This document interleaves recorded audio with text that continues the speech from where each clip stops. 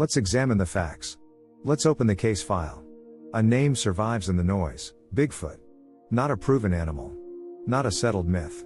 A folder of tracks, film, and testimony.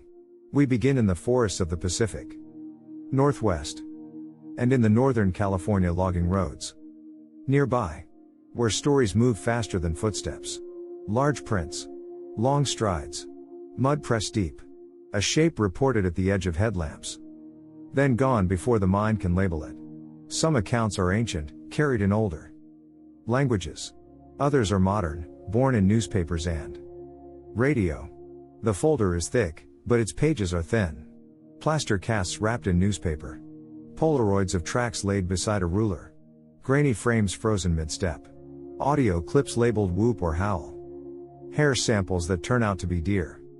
Or bear, or simply human error. And between them, long stretches of nothing. That emptiness matters. It is where the imagination tries to help. A forest at dusk does not offer certainty. It offers shapes, and distance, and sound. You can misjudge a slope. You can misread a shadow. You can hear two branches rub. And think it is breathing.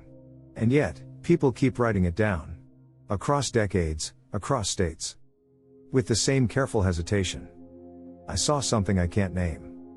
So we treat the case like any other. We separate what happened from what it might mean. Tonight, we will not hunt. We will read what was written. And note what remains unwritten. No spotlight. Only pine needles. To keep our bearings, we tag the record. Confirmed, reported, unverified. Confirmed, in 1958, a local paper in Eureka. The Humboldt Times helped spread the nickname. Workers near Bluff Creek described oversized tracks. And a headline gave the creature its blunt name. Reported, a supervisor named Jerry Crew brought casts of prints to the newsroom.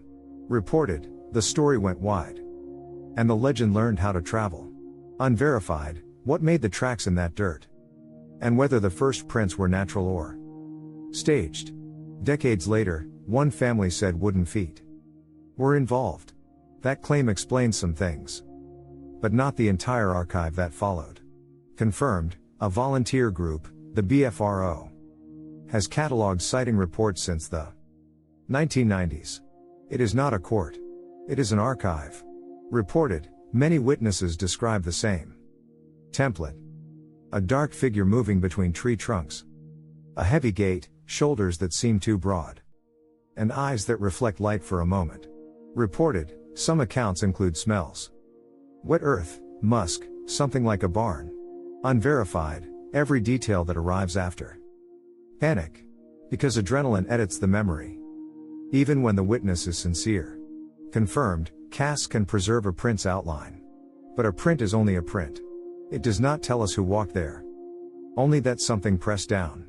Reported, some tracks show toes that look human. But far too large to fit a known foot. Unverified, whether that human-like quality is biology, or craftsmanship. Before the nickname, there were other names. One that appears often is Sasquatch. It traces back to Coast Salish languages. Often linked to words meaning wild man. In those traditions, the figure is not just an animal, but a presence with rules and boundaries. Modern Bigfoot culture strips that context away, turning a story into a specimen. Still, the older layer matters. It reminds us that the case is not only biological. It is also linguistic, geographic, human. In newspapers, it becomes a creature to chase. In communities, it becomes a warning sign. In this valley, don't go alone. In that season, don't camp by the river. Different functions. Different truths. Modern researchers often want one answer. Animal, or hoax, or nothing at all. Traditional stories tolerate more than one layer. A being can be real in meaning, even if it cannot be trapped in a sample bag. And our tools have limits. A phone camera compresses the world. It turns depth into pixels. And motion into smears. Night vision adds grain. Flashlights carve the forest into fragments. When we review a clip, we are not watching the forest. We are watching the camera struggle. So the file grows in a familiar way. One strong moment, then years of echo. One rumor, then 10 retellings. The question is, what was it? But what changed as it traveled? The landscape helps that change along. Rain erases tracks in hours. Rivers shift. Foliage returns. A location on a map becomes uncertain. And uncertainty is where legends live. Now we compare explanations, carefully. Hypothesis A, a large, unknown primate exists. Rare, wide-ranging, and skilled at avoiding people. Hypothesis B, the sightings are a mosaic. Bears standing tall, misread distances. And human hoaxes feeding an appetite for wonder. Alternative explanation, the strongest proof may come from method itself. Low resolution footage, selective editing, and pattern seeking in noisy data. Consider the most famous reel. In October 1967, at Bluff Creek, Roger Patterson and Bob Gimlin filmed about a minute of a walking, hairy figure. The film has been examined for decades. Some see muscle motion and proportions. Others see a suit and a practice stride. The camera shakes. The subject turns once. Details appear, then dissolve into grain. Tracks are often offered as hard evidence. But tracks are invitations to interpretation. Some casts show a long mid-foot impression. Some show a stride too long for a casual walk. Supporters call these signs of weight and anatomy. Skeptics point out mud behaves like clay, and that shoes and boards can be engineered.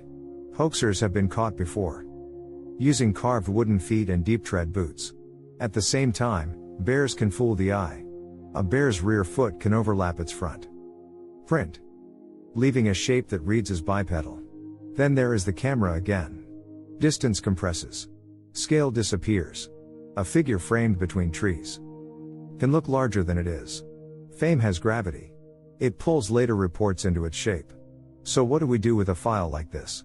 Not a courtroom case, but a probability problem. Each report asks for a judgment under uncertainty.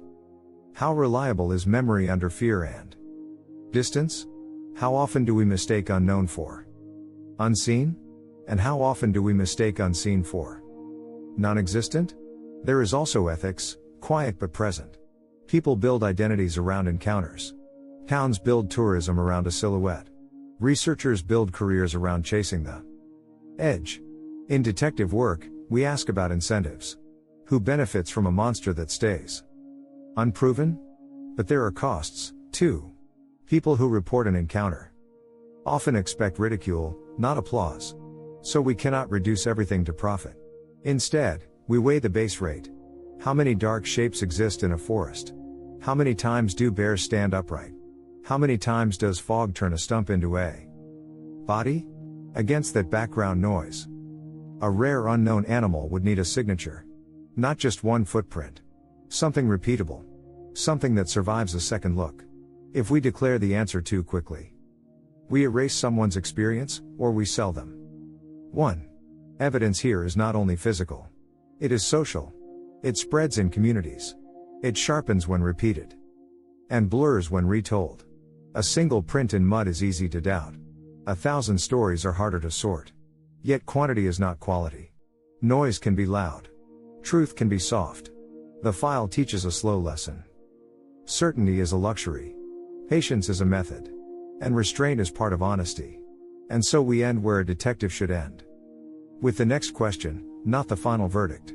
If Bigfoot were real, what trace would remain that could survive copying and retelling? If it were a chain of mistakes and hoaxes, what pattern would repeat across regions and decades? Look at the file you trust most. A footprint cast, a sound recording, a film frame. What detail feels solid? And what detail feels like fog? Maybe your threshold is simple.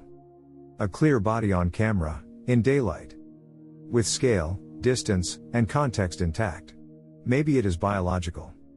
DNA from a verified sample, with a chain of custody that holds. Or maybe it is smaller. A local pattern that predicts itself. Sightings tied to season, food, terrain. Whatever your standard, write it down. Write the dull details, time, weather, distance. Imagination skips them. Evidence needs them. Then ask, could an ordinary animal fit the scene? Because standards are evidence, too. They show what you will accept. and what you will reject. Before the next headline arrives, add one note to the margin. Not a confession. Not a conclusion. Just a test you would run. Or a rule you would follow. Before you accept any new report. That is how we stay fair to the witness. And fair to the world they stood inside. In the comments, tell me one thing. What would count as confirmation for you?